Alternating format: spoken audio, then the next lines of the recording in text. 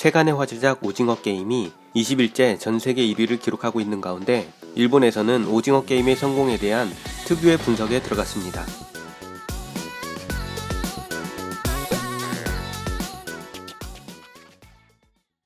드라마 오징어 게임이 10월 11일자 차트에서 넷플릭스가 정식 서비스되고 있는 전 세계 83개국 가운데 77개국에서 1위를 기록하며 3주 가까이 전 세계를 휩쓸고 있습니다.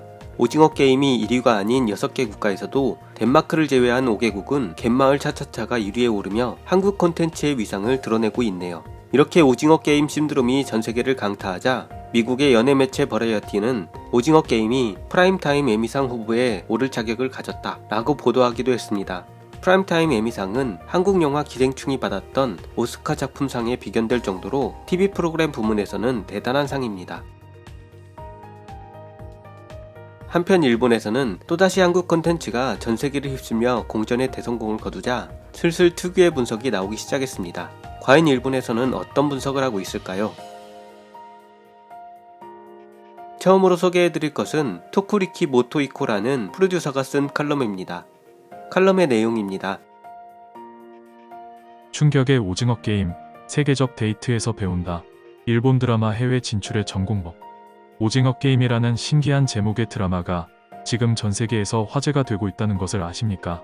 넷플릭스 한정 배급 드라마이기 때문에 아직 넷플릭스 회원 수가 500만 명 정도인 일본에서는 그다지 큰 화제가 되지 않았지만 이 한국발 드라마는 지금 전 세계적으로 엄청난 기세로 화제가 되고 있는 것입니다. 미국의 대작 영화와 맞먹는 검색어의 증가, 세계 넘버원 히트라고 불리는 영화는 많이 있고 세계에서 화제라고 쓴 것만으로는 과장하네라고 느끼는 분도 많으실 거라고 생각되므로 충격적인 그래프를 소개하겠습니다. 빨간색이 구글에서 오징어 게임이 검색된 횟수 엄청나게 폭증하고 있다는 걸 아실 수 있을 겁니다. 그리고 비교 대상으로 나열한 것은 파란색 어벤져스, 노란색 스타워즈, 녹색 기생충의 세계 검색 수. 오징어 게임 검색어는 작년에 아카데미상을 수상해서 화제가 되었던 한국 영화 기생충의 검색어 수를 훌쩍 뛰어넘어 2019년 스타워즈 완결편 개봉 시점에 스타워즈 검색만큼 급증하고 있습니다. 심지어 2018년 전세계 역대 흥행 수입 1위 기록을 경신한 어벤져스 엔드게임 개봉 당시에 어벤져스 검색어에도 근접할 것으로 보입니다. 물론 오징어 게임은 넷플릭스 한정 방송의 TV 드라마 시리즈이기 때문에 영화와 단순 비교는 할 수 없지만 소위 한류 드라마가 일본에서 유행했다라는 수준의 유행은 아니라는 것을 알 수 있지 않을까 생각합니다. 세계 83개국 1위 기록. 여하튼 오징어 게임은 9월 17일에 전달이 게시된 후 10월 2일에는 넷플릭스가 서비스를 제공하는 83개국 모두에서 랭킹 1위를 획득. 지금까지 인도 콘텐츠밖에 1위를 하지 못했던 인도에서도 오징어 게임이 1위를 했다는 것이 업계에서는 화제가 되고 있으며 넷플릭스의 테드 서렌도스 CEO가 비영억 원 작품 중 가장 큰 작품이 될지도 모른다고 말했을 정도. 지금도 각국의 넷플릭스에서 1위와 2위를 달리고 있습니다. 당연히 이 화제는 SNS를 통해서 전 세계에서 고조되고 있는 것 같습니다만 가장 상징적인 것은 틱톡에서의 확산세. 관련 동영상이 대량으로 틱톡에 업되고 있고 해시태그 스퀴드 게임이 붙어있는 동영상의 총 시청 회수는 현재 무려 320억 회를 넘어섰으며 좋아요가 1000만 개 이상 붙어있는 동영상을 대량으로 찾을 수 있습니다. 심지어 극 중에서 사용된 초록색 운동복과 하얀색 신발이 불티나게 팔린다고 하는데 반스의 하얀색 슬립온의 매출은 무려 7800%나 증가했다고 합니다. 일본의 카이지와 라이엇 게임도 참고 실제 드라마의 내용을 본 기사에서는 자세히 다루지 않겠지만 만화 카이지나 영화 헝거 게임을 아시는 분들이 보면 한국판 카이지나 한국판 헝거 게임이라는 설명이 가장 쉬울 수도 있습니다. 실제로 오징어 게임의 황 감독은 이 작품들을 구상할 때 이 작품들의 영향을 받았다는 것을 분명하게 언급하고 있습니다. 2008년 이 작품을 구상하던 시기에는 제가 경제적으로 어려웠을 때여서 거의 만화방에서 살던 시절이었어요. 그때 라이엇 게임과 도박 묵시록 카이지도 봤고 미국 영화 헝거 게임도 봤어요. 그런 의미에서 최근 일본의 TV 업계 분들에게 자주 화제가 되고 있는 것이 왜 카이지는 오징어 게임이 되지 못했는가 라는 논의인 것 같습니다.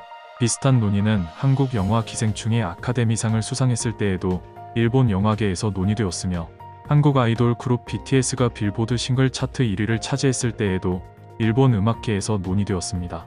당연히 여러가지 요인이 있겠지만 가장 큰 포인트는 처음부터 세계 시장을 노리고 있는가로 귀결되는 것 같습니다. 해외 진출 시에 처음부터 다시 만들어 온 일본. 그런 의미에서 보면 사실 이번 오징어 게임의 데이트는 일본 드라마의 해외 진출에 있어서 매우 좋은 뉴스라고 볼 수도 있습니다. 그동안 일본의 텔레비전 드라마나 영화는 해외 진출을 할 때 언어가 일본어인 것이나 배우가 일본인인 것이 핸디캡이라고 생각해왔습니다. 일본에서 히트한 영화나 TV 프로그램도 기본적으로는 해외에 진출을 할 때 할리우드 배우로 다시 찍는 것이 필수라고 생각되었던 것 같습니다. 그 결과 고질라는 처음 할리우드에서 영화화될 때에는 완전히 다른 것이 되어버렸다는 소동도 있었습니다. 한편 영화 주온에서는 일본판 감독인 시미즈 감독이 미국판 주온을 감독하기도 했습니다. 어느 쪽이든 일본의 영화나 드라마가 해외 진출을 할 때에는 제로부터 다시 만드는 것이 일본 영상 콘텐츠의 성공 방정식이라고 생각되어 온 것입니다. 영어 이외의 콘텐츠가 세계적으로 히트하는 시대. 하지만 넷플릭스 같은 동영상 전송 서비스가 보급되고 한국 영화 기생충이 아카데미상을 수상하면서부터 분명히 그 성공 방정식은 바뀌었습니다. 영화 기생충도 드라마 오징어 게임도 많은 나라에서 한국어를 들으며 자막으로 즐기는 팬들이 늘고 있다고 합니다. 그동안 미국인은 자막 영화는 보지 않는다는 것이 통설이었지만 그것도 분명히 바뀌고 있습니다. 실제로 넷플릭스에서도 초기 인기를 견인한 콘텐츠 중 하나였던 드라마 나르코스 시리즈는 스페인어가 중심이었고 오징어 게임에도 영향을 미친 것으로 보이는 드라마 종이의 집은 스페인 방송국이 제작한 스페인어 TV 드라마 시리즈. 게다가 프랑스 오리지널 드라마 위팽은 넷플릭스의 모든 작품 중에서 2위의 시청수를 자랑하고 있다고 합니다. 이번 오징어 게임의 데이트로 이미 눈이 높아진 세계의 시청자들에게는 언어나 등장인물의 국적보다 작품 자체의 재미가 더 중요한 시대로 접어들었음을 증명했다고 할 수 있을 것입니다. 실은 넷플릭스에서 콧마리 씨의 다큐멘터리가 데이트한 것을 생각하면 일본의 컨텐츠도 이미 히트하고 있다고도 할 수 있습니다. 콧마리 씨의 다큐멘터리 타이링 업 위드 마리 콘도라는 제목으로 넷플릭스에서 방송되는 시리즈. 일본의 정리 컨설턴트 콘도 마리가 미국인 가족의 집을 방문하여 그들의 집 정리를 도와주는 내용. 이제 일본의 컨텐츠도 일본어의 일본 배우 그대로의 전공법으로 해외에 전개할 수 있는 시대가 된 것입니다. 일본 드라마도 속속 해외 진출 도전 중. 사실 일본 드라마 제작 현장도 이미 그 도전을 시작하고 있습니다. 벌써 넷플릭스로 전달되고 있는 일본의 드라마 중에서도 살세계 감독 무라니시나 아리스인 보더랜드 등 해외의 탑 랭킹에 들어간 것이 있습니다. 또 올해 관서 테레비에서 방영된 오마메다 토아코와 3명의 전 남편은 처음부터 해외 시장까지 응시한 드라마로 첫 번째 도전이었다고 합니다. 게다가 오늘 방송이 게시되는 드라마 일본 침몰을 시작으로 한 TBS의 신작 드라마는 텔레비전 전달과 동시에 넷플릭스로 세계에 전송되는 것이 발표되었습니다. 애니메이션 귀멸의 칼날도 넷플릭스 같은 동영상 전달 서비스를 통해 전 세계에 전달되었으며 미국에서 극장판 귀멸의 칼날로 관객 동원에 성공하고 있습니다. 당연히 드라마에서도 그런 효과가 앞으로 나타날 것으로 기대할 수 있습니다. 이번에 오징어 게임이 한국 배우를 중심으로 한 한국어 드라마로서 세계 재패에 성공한 것을 감안하면 일본 배우를 중심으로 한 일본어 드라마가 오징어 게임과 마찬가지로 세계적으로 받아들여질 가능성이 크게 확대되고 있다고 볼 수 있습니다. 사실 오징어 게임의 황 감독이 2008년쯤 이 드라마의 각본을 팔려고 했을 때에는 한국 현지의 스튜디오가 단 한 곳도 상대해주지 않았다는 일화도 있다고 합니다. 일본에도 오징어 게임과 같이 세계에서 인정받는 각본이 분명 파묻혀 있을 것입니다. 왜 일본의 분석은 항상 처음에는 잘 나가다가 엉뚱하게 국가주의로 흐르는 결론이 되는 것일까요? 일본의 진보 세력이 보수 우익 세력을 극복하지 못하는 이유 중 하나가 리버럴계 지식인들마저도 국가주의에 매몰되었기 때문이라고 하는데 농담만은 아닌 것 같네요. 다음에 소개해드릴 것은 문춘에 게재된 컬럼과 댓글 반응입니다. 컬럼의 내용입니다.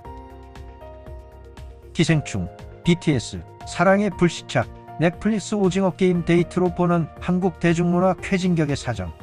많은 빚을 진 사연이 있는 사람들이 목숨을 걸고 인생 역전 게임에 참가한다. 요즘 화제가 되고 있는 한국 드라마 오징어 게임은 동서고금을 막론하고 계속 만들어져 온 데스게임물이다. 그 결코 새롭지 않은 소재의 작품이 개봉한 지 불과 20일도 안 됐는데 전 세계의 넷플릭스에서 시청 랭킹 1위가 되었다. 이것은 작년 일본에서도 붐을 일으켰던 사랑의 불시착, 이태원 클라스도 이루지 못한 기록이다. 같은 시기에 영국의 히트작 섹스 에듀케이션의 최신 시즌이 방송 개시되었던 것을 감안하면 상당히 예상 밖의 사건이다. 필자도 잔인한 장면에선 눈을 가렸지만 보기 시작하자 멈추지 못하고 단 이틀 만에 다 보고 말았다. 한국에서의 보도나 개인의 견해도 섞어서 오징어 게임이 전 세계를 매료시킨 포인트에 대해 말해보고자 한다. 해외에서도 통하는 유니버설 디자인적인 스토리와 게임. 유니버설 디자인, 성별, 나이, 장애, 언어에 상관없이 누구나 이용할 수 있도록 하는 디자인. 지금까지 데스게임물은 일본산 엔터테인먼트의 18번이었다고 해도 과언이 아니다. 간츠, 신의 말씀대로나 일본의 넷플릭스 오리지널 작품 아리스 인 보더랜드까지 예를 들자면 끝이 없을 정도. 그 중에서도 이번 작품은 도박 묵시록 카이지와의 유사점이 회자되고 있다. 감독인 황동혁 씨도 미국 잡지 버라이어티와의 인터뷰에서 과거 경제적으로 어려웠던 시기에 배틀로얄, 라이엇 게임 같은 만화를 보면서 보냈다고 말했듯이 오징어 게임에는 일본 작품의 진수가 살아있는 것이 틀림없다. 그리고 서양에서도 소우 시리즈나 큐브, 헝거 게임 등 예전부터 데스게임물은 존재한다. 어느 나라 사람이 봐도 대략적인 이야기의 흐름을 알 수 있는 토양이 되어 있다. 그리고 장르의 특성상 기존의 한국 드라마 팬이 아닌 층, 남성 시청자들에게도 받아들여졌을 것이다. 아울러 극중 게임이 모두 어린이들의 놀이여서 한국인이 아니어도 이해하기 쉬웠다는 점도 강점으로 작용했다. 무궁화꽃이 피었습니다는 일본에서도 익숙한 놀이로, 미국에서는 레드라이트, 그린라이트, 프랑스에서는 앙드 트로아 솔레이유, 남미나 아시아에도 비슷한 놀이가 있다고 한다. 만약 게임이 복잡했다면 자막으로 설명하는 데 한계가 있거나 이야기의 본질이나 등장인물의 심정보다 규칙을 이해하는 쪽으로 의식이 쏠릴 가능성도 있다. 스토리와 게임의 형태가 유니버설 디자인이었던 것도 성공 요인의 하나일 것이다. 그리고 오징어 게임에 있어서 게임의 승패나 임팩트 있는 잔악한 씬은 어디까지나 볼거리의 일부에 지나지 않는다. 그보다는 대사와 묘사 속에 배어있는 현대사회에 대한 의문과 메시지가 작품의 핵심이며 쉽게 사라지지 않는 여운을 남기고 있다. 곳곳의 사회 문제와 차별을 생각하게 하는 장치가. 오징어 게임을 보고 가장 먼저 느끼는 것은 영화 기생충 반지하 가족과 마찬가지로 격차 사회에 대한 안티테제다. 안티테제, 해겔 변증법의 둘째 단계, 최초의 명제를 부정하는 새로운 주장. 주인공 기호는 직업이 없고 이혼한 40대 남성, 빚을 지고 노모에게 빌부터 산다. 그도 과거에는 자동차 회사에서 일했었지만 없던 일을 계기로 직장을 잃었다. 거기서부터의 추락으로 순식간에 아내와 딸, 안정된 생활, 소소한 행복은 그에게서 멀어져 버렸다. 한번 추락하면 그곳으로 다시 기어오르는 것은 엄청난 노력을 필요로 한다. 이것은 한국 사회뿐 아니라 일본이나 다른 나라들도 마찬가지 아닐까. 그러면 기운이 내일의 나일지도 모른다는 생각을 갖게 한다. 오징어 게임에 참가한 사람들은 노인부터 젊은이, 의사, 탈북자, 외국인, 반사회적인 조폭까지 다양하다. 그들의 반대편에는 게임의 모습을 감시하고 있는 수수께끼의 조직이 존재하고 거기에도 권력자와 손벌처럼 혹사당하는 사람의 격차가 존재한다. 마치 사회의 축소판 같다. 보다 보면 격차 문제 외에도 학력차별, 직업차별, 외국인 근로자나 탈북자에 대한 차별 등 모든 차별 문제가 그려져 있음을 발견하게 될 것이다. 구체적인 에피소드를 준비해 알기 쉽게 표현된 것도 있는가 하면 자연스럽게 대사 속에 배어 있는 것도 있다. 이 작품을 본 지인들과 소감을 나누다가 눈치챘는데 사람마다 마음에 끌리는 차별 문제가 조금씩 다르다는 것도 흥미로웠다. 개인적으로는 성차별 장면이 가슴 아팠는데 그것은 데스게임이라는 비정상적인 공간에서 벌어지는 일이 현실의 학교나 회사에서 똑같이 벌어지고 있다는 것을 알기 때문이다. 자기 마음의 안테나가 어떤 사회 문제를 향해 있는지 확인하기 위해서라도 이 작품을 보는 것이 좋을지도 모른다. 게다가 그것에 대해 누군가와 이야기하고 싶어지는 것도 오징어 게임이 갖고 있는 힘으로 덕분에 시청자 수가 늘었을 수도 있다. 기생충, BTS, 수년간 쌓은 신뢰감. 만약 오징어 게임이 2년 전에 공개됐다면 이토록 인기를 누릴 수 있었을까? 아마 본국을 중심으로 한 아시아의 국지적인 인기로 끝났을 가능성이 높다. 2020년 기생충 반지하 가족이 오스카상을 수상하고 BTS가 미국을 중심으로 톱스타에 올랐으며 넷플릭스에서도 사랑의 불시착, 이태원 클라스, 세계 10개국에서 1위를 차지한 스위트홈, 나와 세계의 절망 등 끊임없이 한국 드라마의 히트작들이 나오고 있다. 최근 2년 사이에 한국발 대중문화 콘텐츠가 세계 시장에서 얻은 신뢰감과 기대는 크다. 오징어 게임에게 있어서는 최대 풍속으로 순풍이 몰아치는 상황이다. 또 오징어 게임의 히트로 스튜디오 드래곤, J콘텐츠, 지상파 SBS 등 이 작품과 무관한 업체까지 포함한 한국 대중문화 관련 업체들의 주가가 일제히 급등했다. 한 개의 히트작이 업계 전체에 불을 창출하고 또 새로운 히트작을 만든다고 하는 성공 사이클이 형성되고 있다.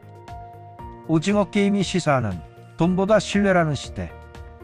여기에서는 조금 스포일러가 들어가는데 스토리의 종반에 한 인물이 주인공에게 어떤 질문을 한다. 당신은 아직도 사람을 믿나? 이 한마디는 작품 전체의 핵심이자 보는 이로 하여금 스스로 자문하게 만든다. 돈인가 생명인가? 돈인가 사랑인가라고 하는 주제는 지금까지 많은 작품에서 다루어졌지만 오징어 게임의 최종적인 판도는 신뢰였다.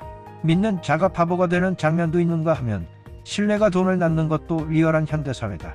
무엇보다 오징어 게임의 세계적인 열풍도 그동안 쌓인 한국 콘텐츠에 대한 시청자들의 신뢰감에서 나왔다. 오징어 게임에 의해 한층 견고해진 성공 사이클로부터 다음은 어떤 명작이 나올지 기대된다. 컬럼에 달린 댓글 반응입니다. 게임 내용은 라이엇 게임 쪽이 반전이 있어서 좋지만 한국 드라마는 보여주는 것이 능숙하다고나 할까, 연출, 구성, 연기가 일본 드라마보다 성숙하다고나 할까, 그런 생각이 들어. 소비자의 눈높이를 파악하고 있는 게 아닐까? 이게 전부다. 한국 대중문화는 소비자가 즐길 수 있는지 없는지를 철저하게 추구해서 만들어졌기 때문에 어쨌든 퀄리티가 높고 재미있다. 일본의 대중문화는 완전히 제작자 중심으로 만들어지니까 비용의 영향이라든가 배우의 소속사 사정 등이 보여서 재미가 없어. 동의합니다. 지금까지 한국의 것은 꺼려했는데 보고 나니 모두가 빠져드는 이유를 알았습니다. 보는 사람을 즐겁게 하려는 열의가 있더군요. 아이돌만 해도 의상이나 헤어스타일, 안무 매번 바뀌어서 설레게 한다. 노래도 춤도 못 추는 사람이 없어. 배우들도 주인공은 화려하고 조연들도 연기를 모두 잘한다. 템포가 있어서 재밌다. 일본의 것은 묶여있다고 할까? 연기를 잘못하는 아이돌이 반드시라고 해도 좋을 정도로 나와서 한 명이라도 잘 못하는 사람이 있으면 식어버립니다. 내용도 뻔해서 최근엔 전혀 안 봤어요. 오징어 게임, 오랜만에 한국 드라마를 끝까지 다 봤다. 스토리는 뻔하지만 속도감이 있다고 할까? 기사가 있던 느낌. 일본 드라마는 같은 배우뿐이어서 솔직히 시시해졌다. 더 열심히 했으면.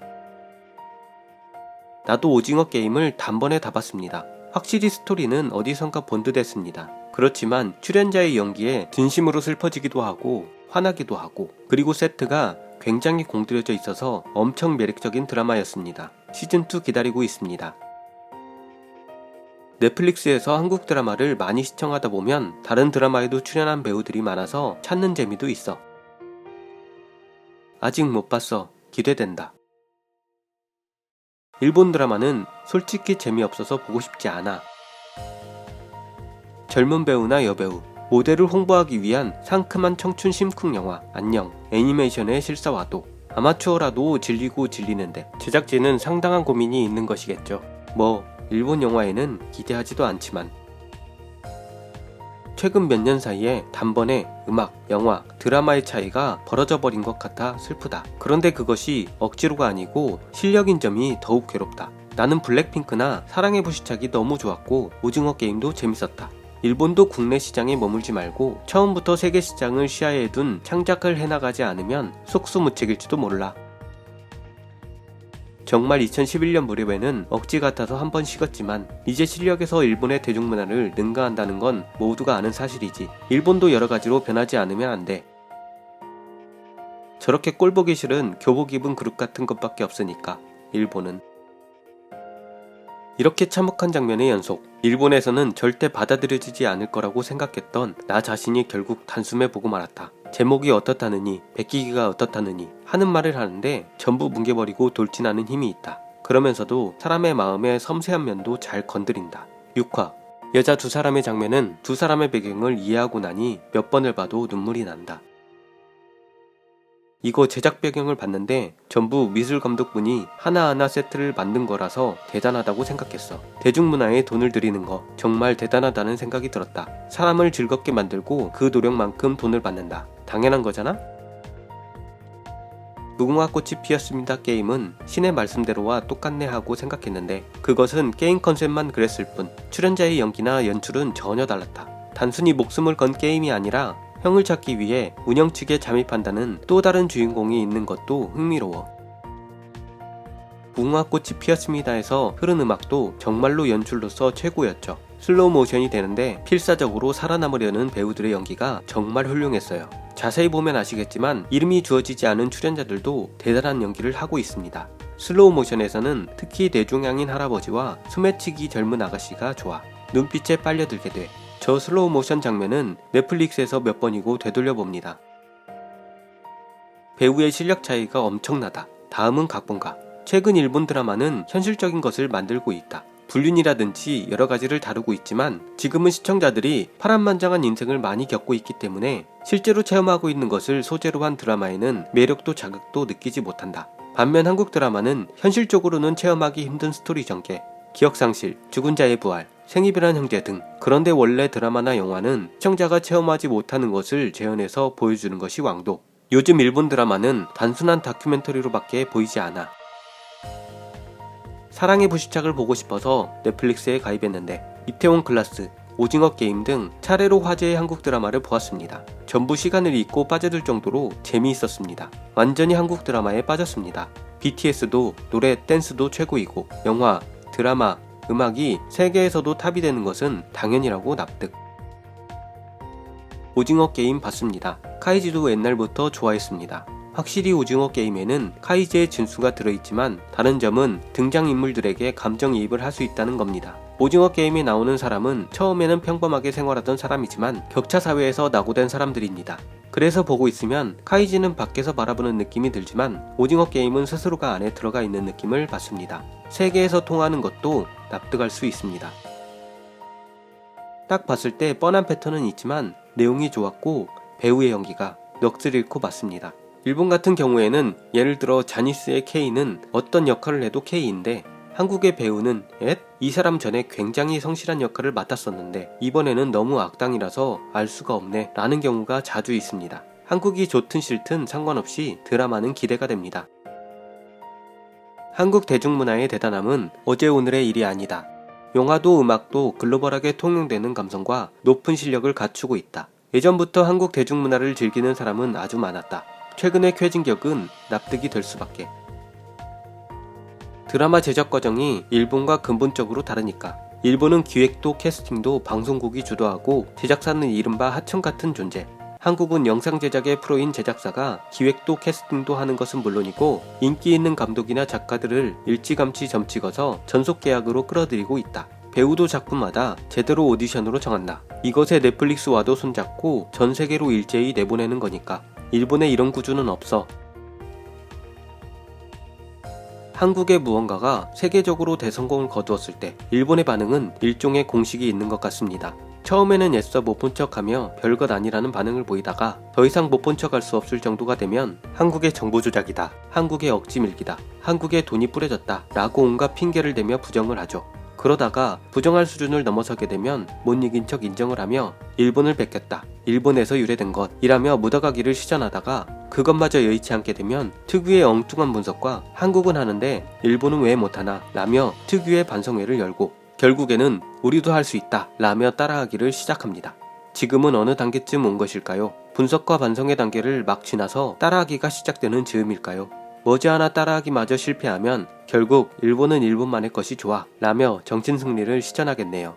20세기의 일본은 따라잡아야 할 좋은 본보기였다면 21세기의 일본은 따라하지 말아야 할 좋은 반면교사인 것 같습니다. 더 좋은 영상으로 찾아뵙겠습니다. 긴 영상 시청해주셔서 대단히 감사합니다.